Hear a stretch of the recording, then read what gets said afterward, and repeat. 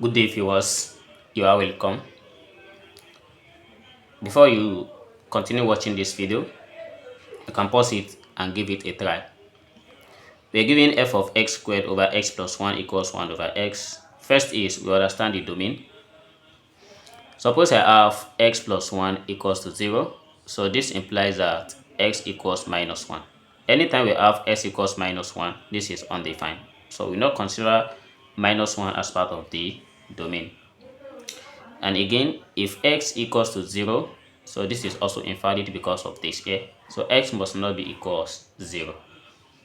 So after these two cases, so let's try to find f of x. So there is one particular trick we have to understand here. So that is reciprocal part of this, and at which point we are going to use it. Keep watching and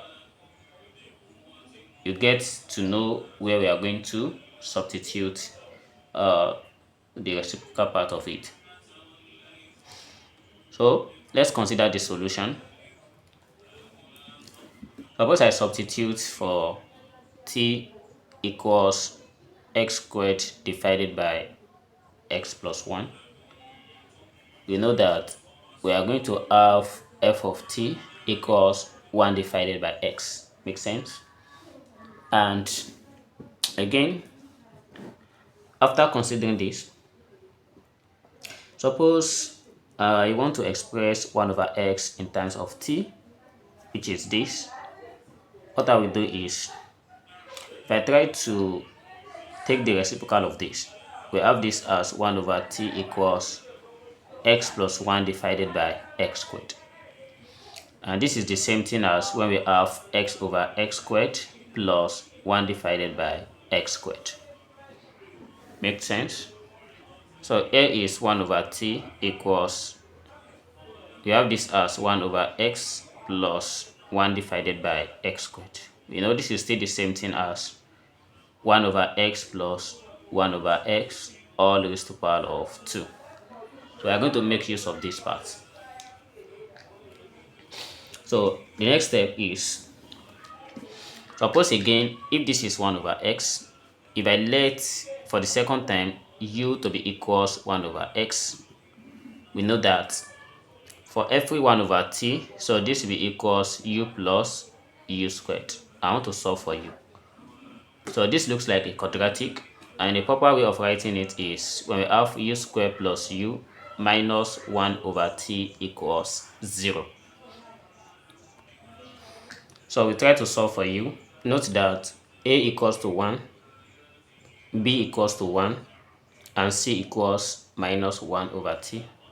So these are the quadratic quotient of the terms in the quadratic equation.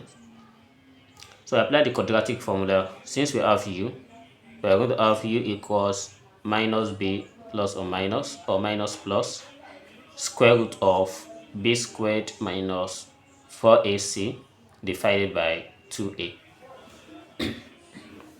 So by trying to plug in all this, we have u equals minus 1, we have minus plus or plus minus the square root of 1 squared minus 4 into bracket of 1 into bracket of minus 1 over t divided by 2 multiplied by 1.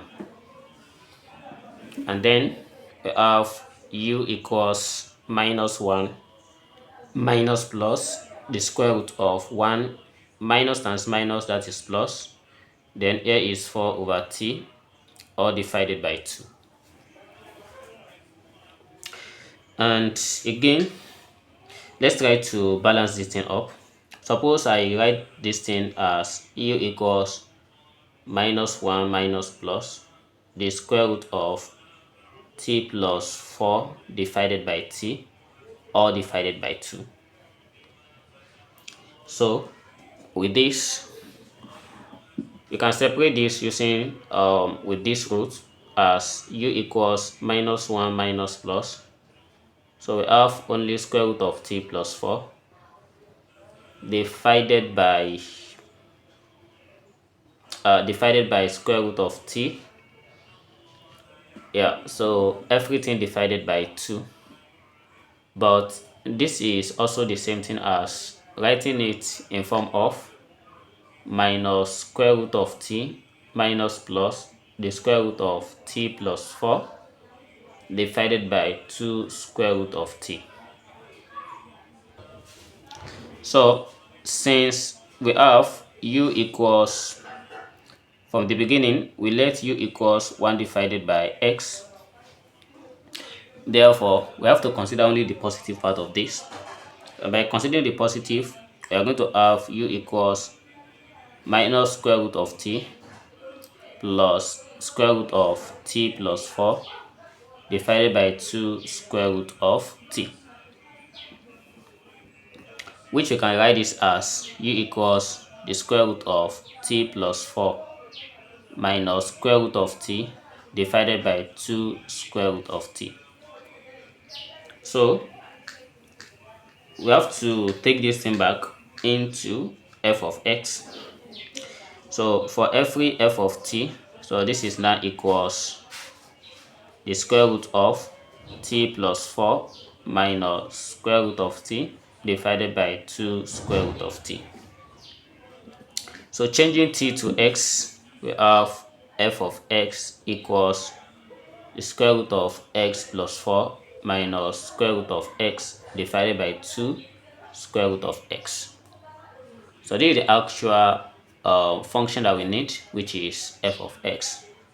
But you can try to balance this thing up by simplify into square root of can actually call this one square root of x plus 4 divided by 2 square root of 2 minus 1 divided by 2 square root of x, so divided by 2, and again, so all we have f of x equals 1 over 2 into bracket of, we have square root of x plus 4 divided by square root of x minus 1.